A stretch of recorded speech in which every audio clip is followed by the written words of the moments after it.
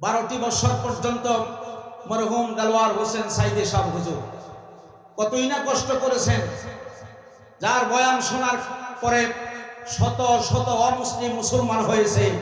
আপনাদের চোখের সামনে, ঠিক কিনা জোরে বলেন। ওনাকে বালিশ দেওয়া হয় নাই, 200 টাকা দামের একটা কম্বল বিছানো আর একটা 200 টাকা দামের কম্বল বালিশ বানায় দিয়েছে। 12টি বছর নির্যাতন করেছেন তারা। সাইদি সাহেব হুজুর জেলখানার ভিতরে বসে বসে আল্লাহর দরবারে দোয়া করেছেন, ঠিক কিনা জোরে বলেন।